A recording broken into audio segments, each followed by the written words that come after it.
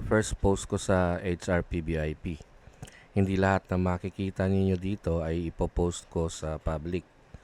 Pili lang ang content na ilalabas ko sa YouTube o Facebook. Yung iba, exclusive lang sa loob. Kung gusto nyo makita ang tunay na laman ng HRPBIP at makasubok ng free trial, i-follow ninyo ang HRP Facebook page para hindi kayo mahuli sa announcement. Inayos ko yan by running style. Yung F, ibig sabihin front runner. So, dito sa 8 entries natin, makikita nyo, 6 yung front runner. So, malinaw, fast pace yung karera nito. Posibleng magagawan sa unahan. Next, field strength. FSI, field strength index. Makikita kung gaano kalakas yung mga nakalaban ng bawat kabayo. Kaya dito, makikita nyo si Toys of Maxine ng mas matitinding laban base sa last 6 runs. Pero, eto, di ba? RBSS, yan yung nakikita nyo sa ibang programa. Makikita nyo, siya yung pinakamababa. Yung iba, 40. Pero, dito sa FSI, makikita nyo na si Golden Pitita pala yung mga may hina ang nilabanan. Siguro, umakyat na to, kaya ganun. Now, EFBC. EFB, yan yung proprietary rating ng HRP. Ang ginawa natin dyan, kaya may C composite yun. Yung best rating, tsaka yung average rating niya.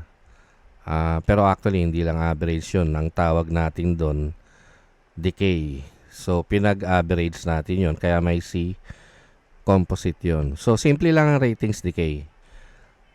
Kung pababa ang performance ng kabayo over time, lalabas yan dito. Kahit mataas ang peak niya dati, kung hindi niya maulit ngayon, babagsak ang value niyan. Kaya ang main sukatan natin ay rating o yung EFB. Hindi tayo bumabase sa tempo o yung finish time. Kaya EFBC lang ang titignan natin, hindi lang kung gaano siya kalakas dati. Pero makikita din natin dyan kung kaya pa ba niya ngayon. Ngayon, pipili na tayo ng top 2 picks dahil BIP group ito ng HRP, hindi lang tayo basta pipili. Ipapakita ko kung paano ako nag-a-analyze para matutunan ninyo at magawa ninyo gamit ang tools sa group. So, dito makikita nyo naman, meron na tayong tools na pace analyzer, speed and stamina. By the way, magbabari yung mga racing card na ipopost ko dito sa HRPPIP. Mag-rotate yan from pace analyzer, morning line, speed and stamina, time card, baseline, para matutunan nyo basahin lahat yan. So, libre yan, dalawang programa every racing day.